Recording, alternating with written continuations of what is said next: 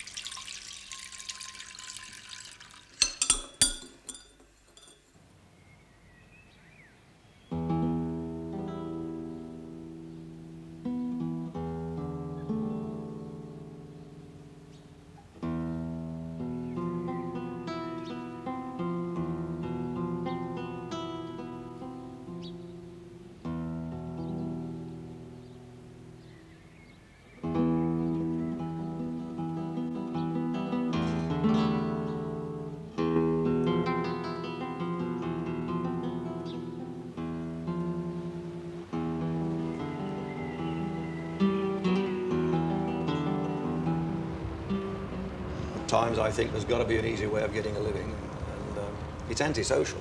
It really is. I mean, you can't burn the candle both ends. You get used to it. You find your eyes starting to close about 10 o'clock, but you get used to it. Fred's had time to get used to it. He's been driving to work at this hour for nearly 40 years, and even Birmingham can look calm and beautiful at sunrise. Another compensation for the wear and tear of early rising is that he's never had to face the rush hour, whose eruption into these quiet streets is still 4 hours away. Fred's job is not reckoned romantic. He's one of that large body of citizens lumped together under the heading businessman. But this quiet prelude is the lull before the storm.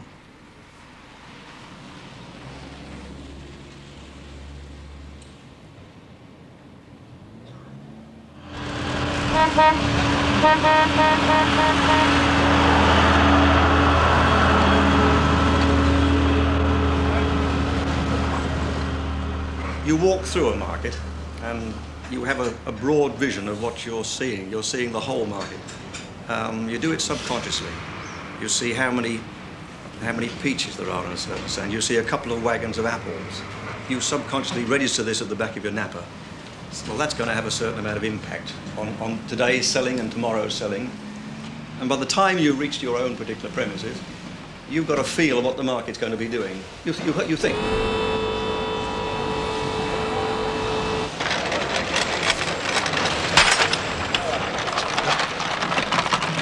On this Thursday morning in particular, Fred needs to know what the market is doing. There's a deadline he must meet in 1 hour from now.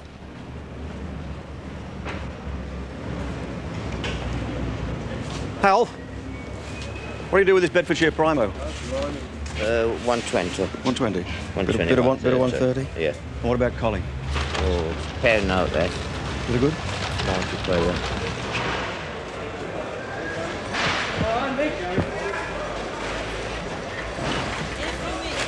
Purse, these early rivers, money?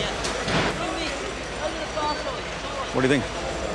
35? Could afford you or not? No.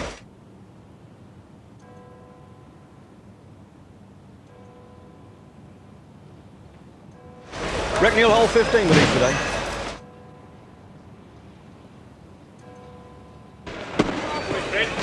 Hello, Chrissy. Not yet. Yeah, straws, good quarters, Kent. From 12 to 14. Good quarters. Very much. 16 to 18 of the yards. Tell you, there's a lot of range. Yeah, I know, stop picking, isn't it? How nice, whose are these? Harold Lawrence, Ross Strawberries. How you doing? Apart from struggling.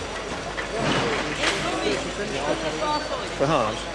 A good salesman, by and large, first thing, has got this sort of feeling. His stuff's good, he's confident, he's going to make a good price. If the stuff's a bit dodgy and there's a lot of it, he's not very happy, and this generally rubs off. But by going to each one and going to a number of firms, you get a true picture, because what can be happening on one stand isn't relevant to the whole market. How's it going to your trade this morning? My father was in it before me. I left school and I didn't quite frankly want to go into the fruit trade. I was articled to a valuer, and I did for this valuer, specialising in gold and silver plate. And I used to go to country auctions and things like that and do all the setting into lots and the approximate valuations for the auction.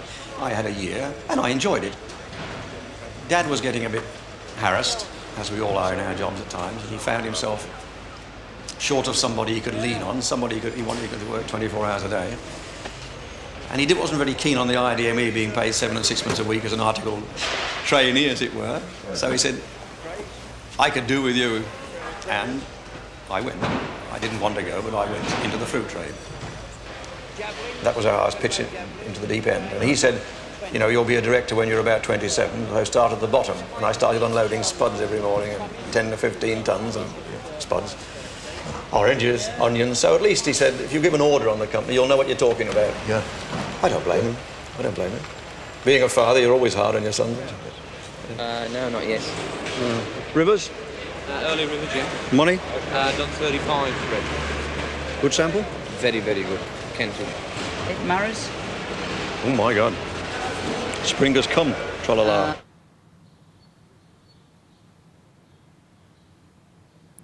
Small rivers, what do I like, Ted? Sure. Yeah, they're nice, aren't they? In general, not a bad lot. Not Good. a bad lot. Good. Okay. Sure. There's a few more about, Freddie. Yeah. Have a good time. Okay, then. Yeah, nice gear.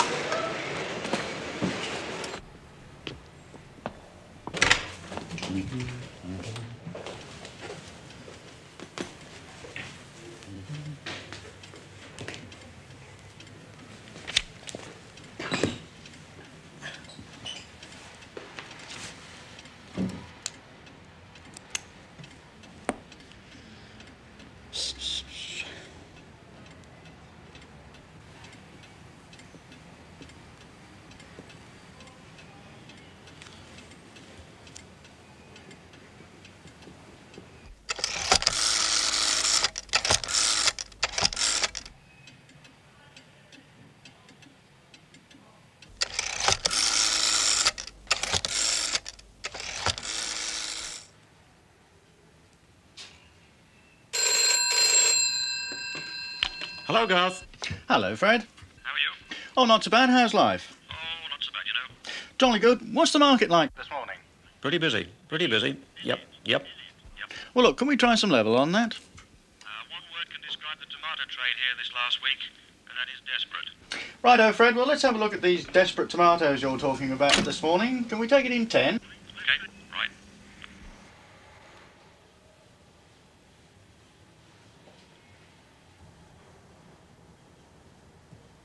One word can describe the tomato trade here this last week, and that is desperate, with prices falling by around 150p a tray, as salesmen have worked hard to keep heavy arrivals moving. Dessert apple prices are steady, and good English Bramleys are 12 to 14p a pound, but Irish Bramleys 9p because of colour. Strawberries in quantity and Ascot week are synonymous. All growing areas have loaded this week. £1/4 punnets at 10 to 14p, and halves 18 to 20p.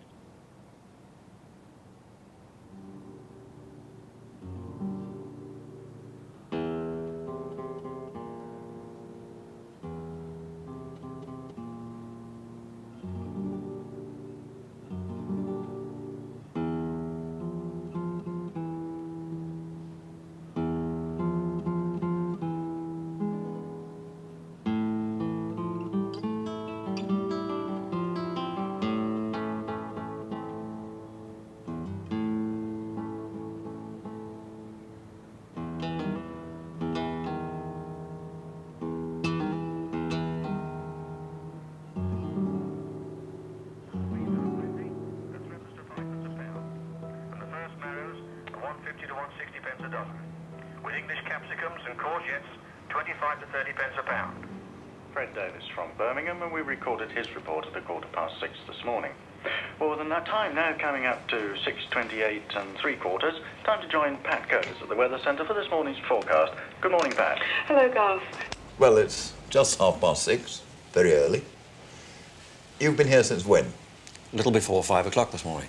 Now, this radio broadcast of yours, Who listens to it? Well, it's aimed primarily at the horticultural industry and growers.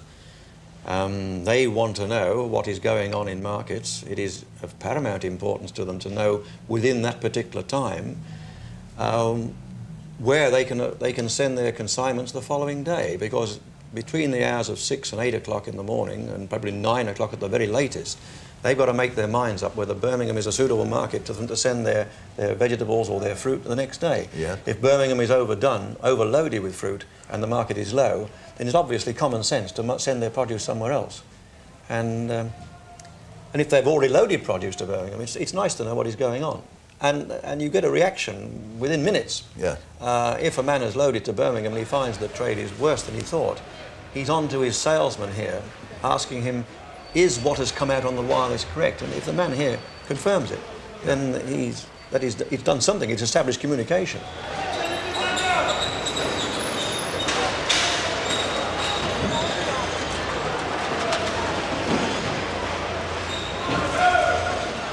If my telex is chattering away, I've got to do that as well. Yeah. Because we are, not this particular time of the year, but in the winter time, we're out of phase with European time. Yeah, sure. And so we get the Spanish people working 2 hours ahead of us. Yeah. So we're talking about 6 and they're chatting away merrily at 8 o'clock. Yeah. So if that's going away, I've got to do something about it quickly. Yeah. Because he's probably want to get a transport moving or something, either within the next 2 hours. It's no good me saying, I'll ring you back in a couple of hours' time. I've got to do it then. You speak French and Spanish? Yeah. A little bit. Yeah. Not fluently, but enough to get by. Enough to get by. Most of them speak pretty good English. Yeah. They all try. Yeah. We get the occasional ones who won't, Yeah. who will insist on speaking French or speaking Spanish. I can make myself understood. If I've got anything technical to go, I've got an interpreter who I can get on the phone straight away like that. Yeah. A charming girl who gives me. If I've got to get over something very complicated, yeah. she will give it me back straight away. Yeah. And I can get that over the telex or on the telephone pretty well.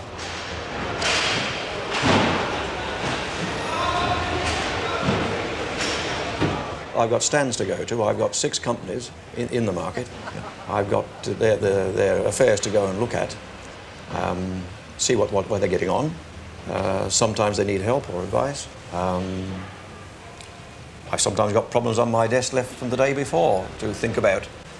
Then I do some buying for some wholesalers outside Birmingham, so I put another hat on and do a pretty hectic hours buying for them. Yeah. And this entails, as I say, going all around the market and buying all the various things.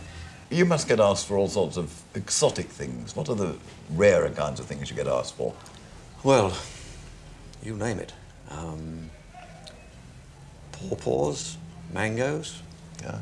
I'll give you some example. I got an order last week for, I gather it was something to do with some West Indian cooking. And it was mixed up in this order here, but I'll give you some idea what it was involving. It involved Balinka black grapes, Almeria grapes, peaches, nectarines, Ojan melons, mangoes, aubergines, capsicums, green capsicums, pineapples, chicory, French beans, courgettes, apricots, red capsicums, Charente melons. Yeah, I'm now buying for a client outside Birmingham who wants a number of items. I'm looking for watercress, cherries, apricots, Cape apples, some golden, some grape, French carrots, onions, Spanish and Israeli, spinach, some decent-sized peaches, avocado pears. Onions, you all right, Vic? Bob, I've got to get some watercress here before I go any further. How about these for you? Throw them away. 90. Two to A and B. 2 A and B. You want £2 plus, you can have 180. Just 10. 10? AM. AM, yeah. Those early rivers, anything bold among them, or they're almost the same? We've cleared. Have you? Easy. £4 to 420. Dear gods. Fred has to bustle around the market to get the best for his clients. So fast it makes him very hard to keep up with. Oh, God, blimey. No, not on your Nelly. Ah, fair enough.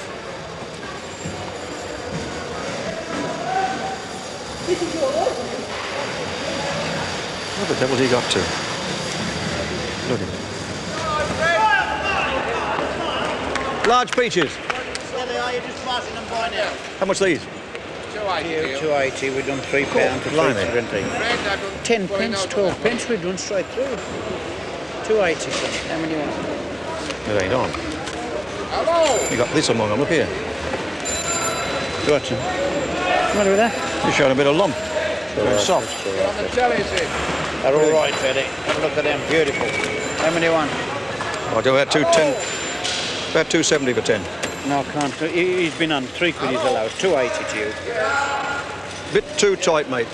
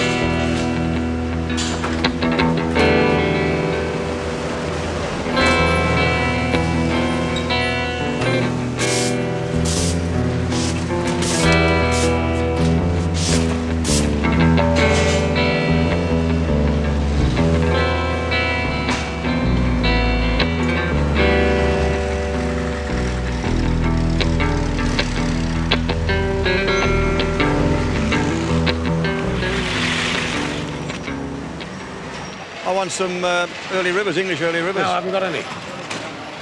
How much these improve over mimosas? 580 you. They're good. They're a bloody awful colour, aren't they? They're good. I'll give you 10 pence each. 570? 570. Just 10. Just 10, I am Bailey, thank you, sir. So our secretary arrives about 7:45 and the post arrives about 8 o'clock. Yeah.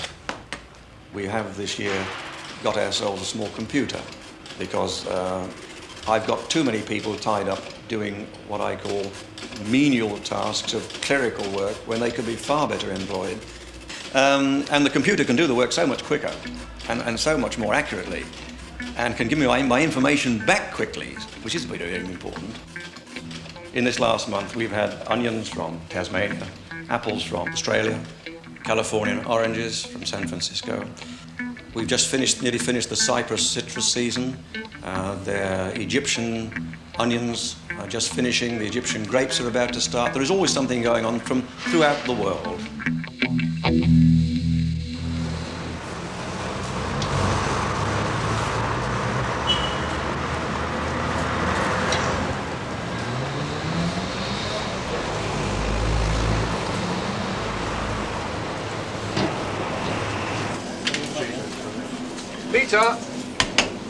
This may look like breakfast to you, but believe me, if you've been up since 4, it's the midday meal, all right.